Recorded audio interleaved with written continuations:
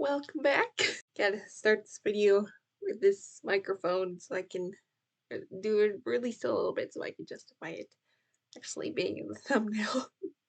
Alright, so this is the second episode of Bookish Topics. You do not need to watch the first one to understand this one, because the topic is very different. Today we're gonna be talking about spice. And I'm warning you right now, this is going to be a negative video about spice. So, yeah, so mainly what this video is going to be the problems with spice and going over like the arguments that people make in defense of it, and also some other kind of related topics to this.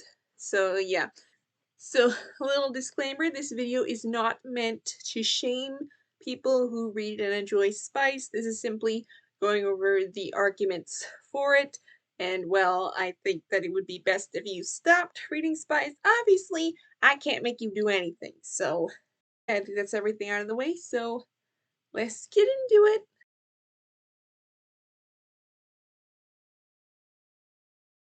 So I kind of wanted to start this video talking about my history with sexual content in books, just so you can kind of see somewhat where I'm coming from, I guess. So, yeah. So the first time I remember coming across a sex scene in books is reading the book Hot by Laura L. Smith. This is my first book by this author, and the so the whole basically the storyline of the book is about sexual purity and like all that stuff, which I was interested in.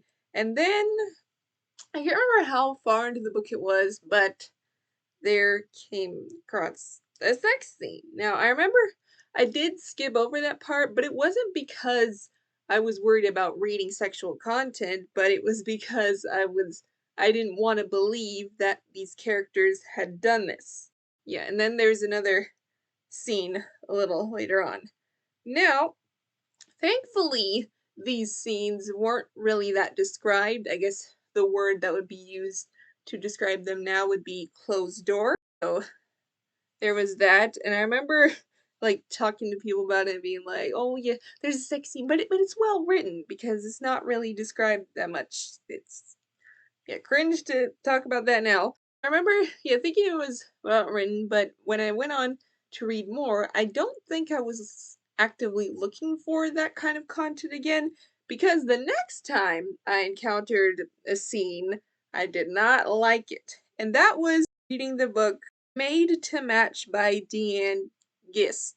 I don't know how her last name is pronounced. So I think when I picked up this book, I thought I was reading a book about a woman who's a maid at an orphanage, but that is not the case. She's simply a maid for a wealthy family, and the orphanage is part of the plot, but yeah, the main book, it is the historical romance. Now, I remember throughout this book, like, I already didn't really like this book. I think it was mainly that I just didn't like the guy, but we're not going to get too much into that. So, but the main story is this historical romance between these two servants.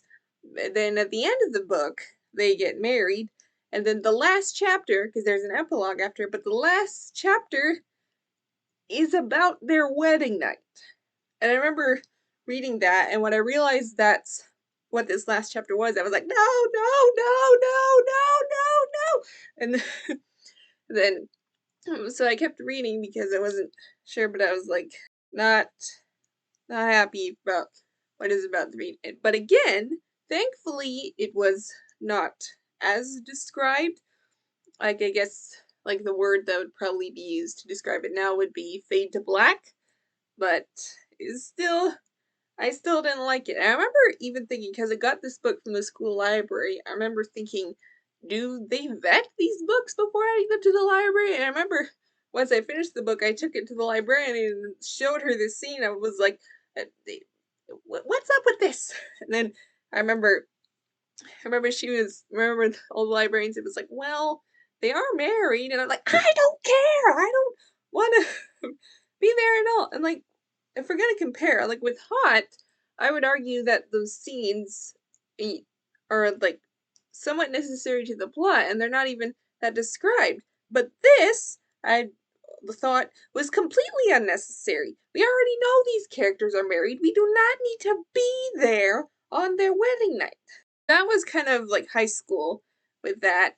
And then I started putting together my TBR for when I wanted to start this channel and all those things. And of course I heard about spies, but I wasn't looking too much into the books. I was thinking of adding, and I think at first I kind of thought based on who I was watching, that I would just read spice and be disgusted. But thankfully, before I could do that, something interesting happened. Someone I follow posted a video on their stories, and the video was kind of like for Christian women only. And I was like, okay, whatever this is gonna be. And the video started by saying, "Your Colleen Hoover book is corn," and I was like, well, hold on, wait a minute. And then she went on to say, "I know you know that," and I was like, no, I don't know that. And then she went on to say, "Oh, this is not helping with your fantasy problem." And at the time I was kind of offended, like, excuse me, you don't know me. You don't know if I have that problem. And I thought I did not have that problem at the time. But then, about a month or two later, I realized, oh, wait, I do have that problem. And so then, when talking about these books, I was kind of thinking, like, okay, I guess I'll just skip these scenes. And I found some guides, well, not guides, but looked up some of the books and looked up the spicy chapters, so I don't want to skip that. Though, for the books that I did read where I got the spice, I didn't have a guide to skip, I just skipped whenever I felt it. In some of those books, I just took off my TBR, but I remember, and this isn't in my notes, but I wanted to mention it. In reading the book Sunlight Girl, I skipped the spicy scene at the end, but there's still some talk about sex and some thoughts going through our main character's head, and those comments, even though it wasn't as bad as it could be, it was not helpful to me. So, but I couldn't really see that back then, but looking back, it's like, oh. Then, with the whole skipping thing, eventually I realized, hey, I hate skipping scenes because I forget to mention them in my reviews and like all these other stuff, which I talked about in my Queen of Putting Down Books video. So now whenever I see a book that is interested, I write it down on a list, and then I research that book mainly just by going through reviews on Goodreads to try to find out if books are clean or not. So that is where I'm at now. That's my history. So I mean, it's probably I don't know if it explains as much about how I feel the way I do, but yeah, there's some context.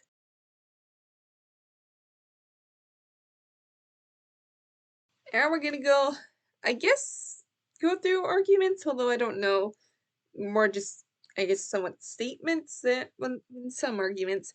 So one thing I've seen quite a few videos talking about like book talk and stuff, and there's some people that say, oh, book talk is just a bunch of corn addicts, but then other people are like, no, book talk is not just a bunch of corn addicts. And on that not being the case with book talk, I have to say I'd find that easier to believe if books like Icebreaker, Credence, the Twisted series, and Flock weren't wildly popular. It's gonna say these are books that have a lot of spice, and from the sounds of it, aren't even really that good outside of the spice. Although I will say that statement is probably most true of Icebreaker.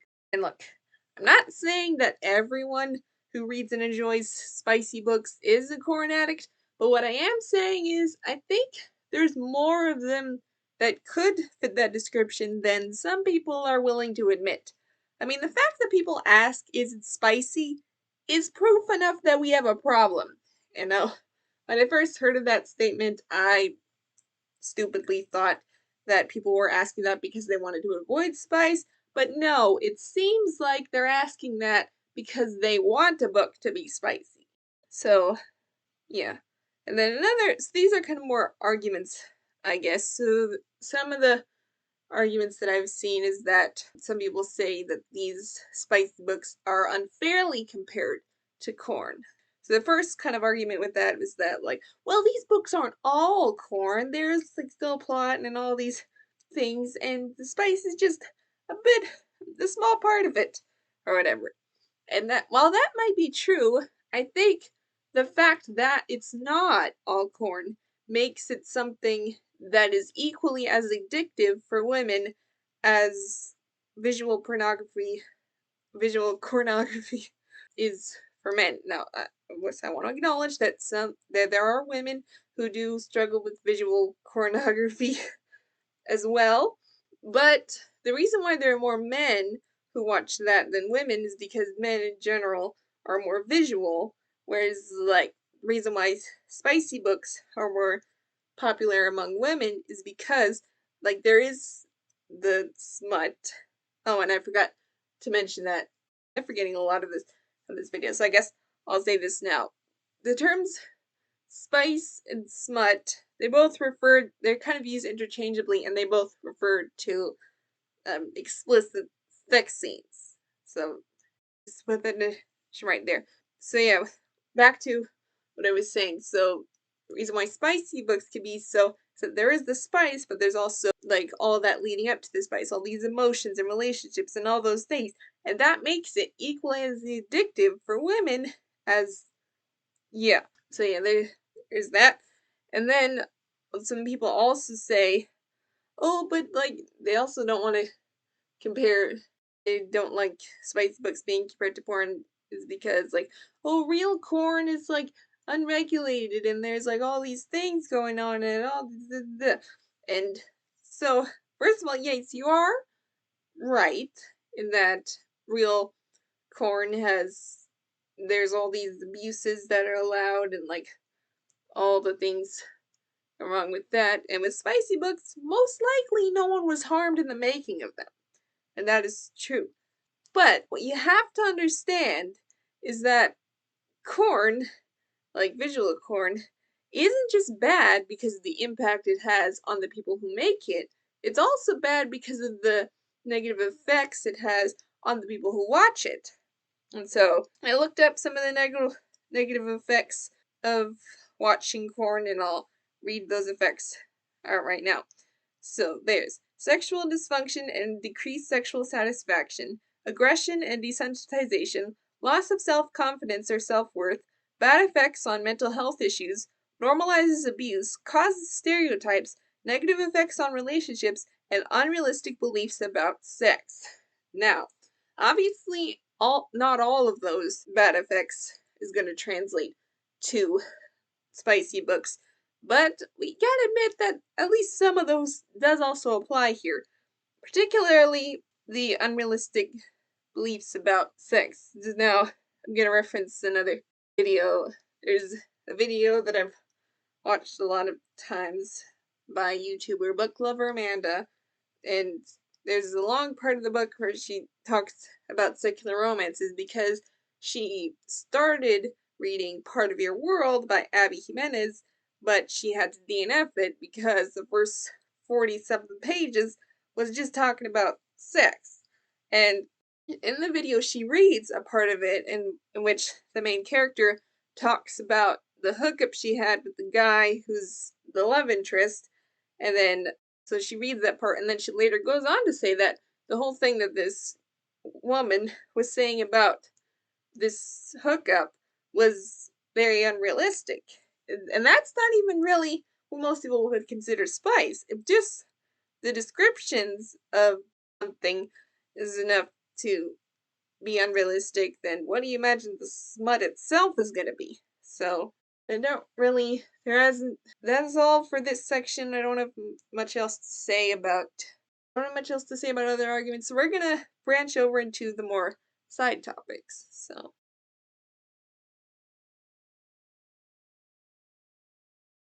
Alright, so the next little topic we're gonna talk about, now I will say, I'm not entirely sure what to think of this, but it's been the subject of some YouTube videos, is spicy books with cartoon covers.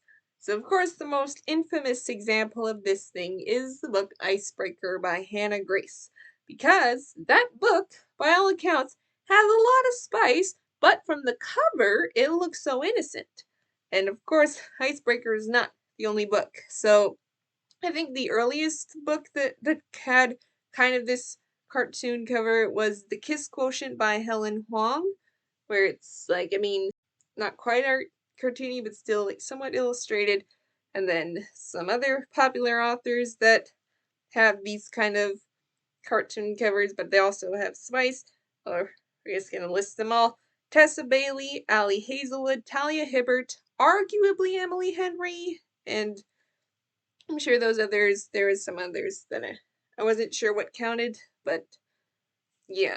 So there's that. Now, it would be one thing if it was just the spicy books doing these cartoon covers, but the part of the problem comes from the fact that these clean rom-coms are also doing this kind of cartoony cover. So with these spicy books and clean rom-coms have a similar style of covers, how do you really know which is which? So again, now we're going to talk about my conflicted thoughts of it. Because first, first, I part of my confliction is I do wish that people didn't just associate cartoon with kids, because one thing that I heard recently was that apparently cartoons may not have even been originally for children. Now, I heard that and I was like, oh, and I kind of did a little bit of research into it, and it seems a bit conflicting on whether the earliest cartoons were who they're actually for. But what does seem to be clear is that these cartoons had content more aimed at the adults than the kids. So, yeah, take that for what you will. I thought that was interesting that this thing that we now associate with kids may not have been originally for kids. So, yeah, there's that. And I guess another thing that's like is like, well, to my thoughts, like, how do you tell from the clean rom-coms and the spicy books? I think it is true that with a book like Icebreaker, that's as popular as it is, one Google search will probably tell you everything you need to know about the content. Same with the other authors and books that I mentioned.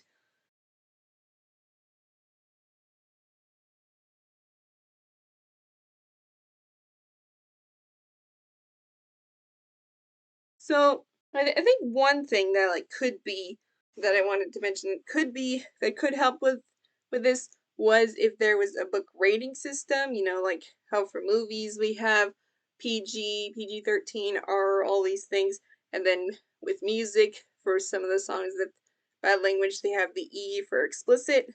I think it something that could help is if there was a rating system like that for books, although there has been some pushback to this idea, and there's one argument that I saw was like, well, this will give people more incentive to ban books. And that argument is very weird to me because it's like, do you want kids reading content that's not appropriate for them?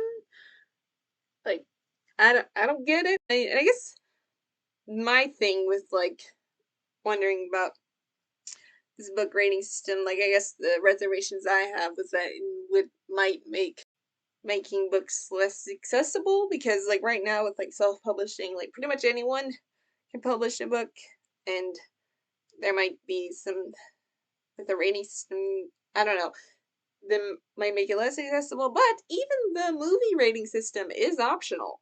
Like, so yeah, there's that. I'm not really sure what to do with this, so yeah.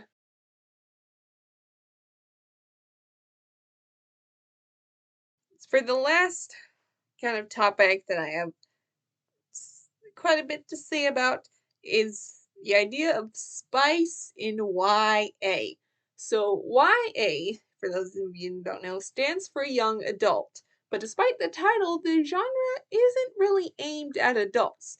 The age target for the YA genre is 12 to 18. So, yeah, so teenagers primarily is what this genre is aimed for. But in recent years, there's been some concerns with the content of these books. I can't remember how long ago this was, but a video came up. I'm not sure if this video was to try to prove that there isn't a spice problem in YA, but it was responding to a comment who said, like, oh, every YA book has spice, but then when someone gave examples, they said ACOTAR and Fourth Wing, and this video was saying that, like, those books are not YA. So, So while that may be true of Fourth Wing, although I would still push back a little bit on that because even though it might technically not be why I feel like kind of the cover and the premise still appeals to that market in a way. But with Avatar, it's a bit of an interesting story. So so with Avatar, it was originally going to be published under the as new adult, which we will talk about that genre in a little bit. So, but after the new adult genre didn't take off like publishers expected it would, now they had to try to figure out, and they tried to wonder, hey, maybe we can publish this as YA. Now, what I'm about to say, I thought I would have to really dig to find a source for this, but no, this is literally on the ACOTAR Wikipedia page, and I checked the source, and it does say what this say. Sarah J. Maas agreed to publish ACOTAR as YA as long as the publishers didn't censor the sexual content. I'm sorry, what? Now, to be fair to Miss Maas, ACOTAR, that being the first book in this series, from the sounds of it, isn't as bad in terms of sexual content as the other books. Like, I've heard at least one person say that there isn't even sex in ACOTAR, and other people say that it leans more on the more fade to black side. So it's not like in saying that Sarah J. Maas was like, oh, I'll agree to publish it as YA, but I want kids to read these explicit sex scenes. So that might not necessarily been the case, and some people interpret the all of a sudden spice in Akamath as Sarah J. Maas trying to get out of the YA genre. But even though ACOTAR may not be as bad in terms of sexual content, from the sounds of it, it's still not great for young people to be reading. So there's that. And while ACOTAR may not be considered YA anymore, it started out being considered YA. And even putting ACOTAR and Fourth Wing aside, there's still other books that are YA, but that still got away with having spice. So, for the fantasy genre, we got books like Heartless Hunter and The Rose Bargain. And then, in other genres, mainly like contemporary, these are just the books that I've tried to read that had inappropriate content in YA. Those books being The Way I Used to Be, If He Had Been With Me, and then most recently, Tilly in Technicolor. Now that one I didn't get to any sexual content, but I found out it is considered open door. So, yeah, so no matter how you slice it, this is a problem in YA. So, now, back to the new adult genre. So, new adult is supposed to be kind of a transitional genre between YA and adult. The target age for new adult is 18 to 25. So, and in terms of sexual content, it was supposed to be kind of like for people who wanted a little bit of spice but wasn't ready for full-on erotica. So, so that was at least one person said. Now, new adult now is kind of a defunct genre depending on who you ask. And I say depending on who you ask because some people talk like new adult isn't really a thing anymore. There's some people still use that word to describe some books. It's still a tag on Goodreads, so whether or not it's still a thing. Now, if it's not still a thing, I think all the content that's being allowed in YA makes a good case that new adult should still be a thing because all of this stuff is allowed in YA, then new adult still needs to be a thing so that the young adult market isn't reading books that aren't appropriate for them. And now there comes to the question of why is this kind of content allowed in YA books. So, one theory that I saw a commenter put forward is that because now there are a good amount of adults reading YA, myself included, there could be made a case that the writers, the producers of YA books are trying to appeal more to the adults who have the money to get these books, and then young people kind of just reap the consequences. So yeah, that's one explanation. But then there are some people that think it should be acceptable that younger that teenagers should be reading this kind of stuff. And there was people say like, "Oh, it's fine because they should be this is a way for them to explore their sexuality in a safe space." And I miss the days when I thought exploring sexuality didn't mean explicit details. Like, do I just not know what this means? Because, like, can we not have them explore their sexuality without putting explicit scenes in them?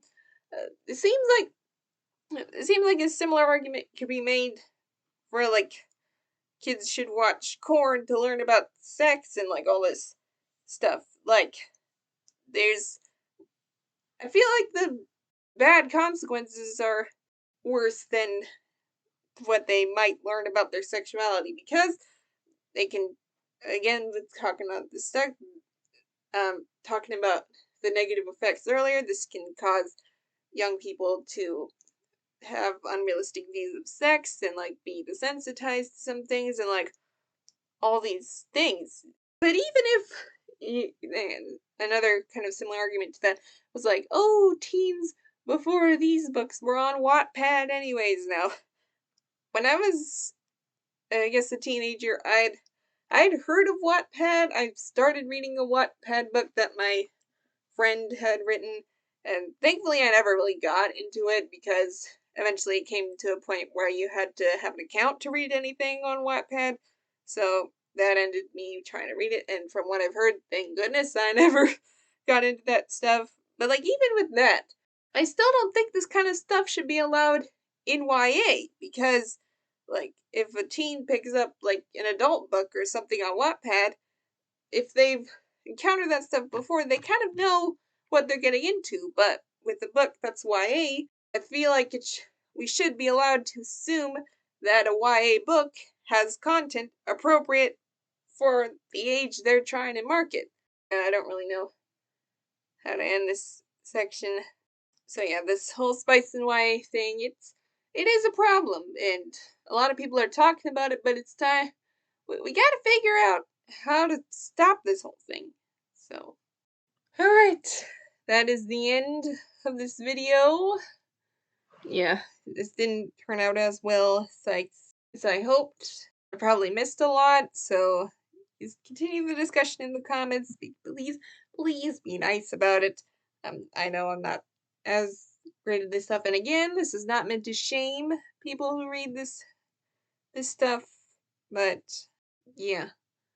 That is all. Goodbye.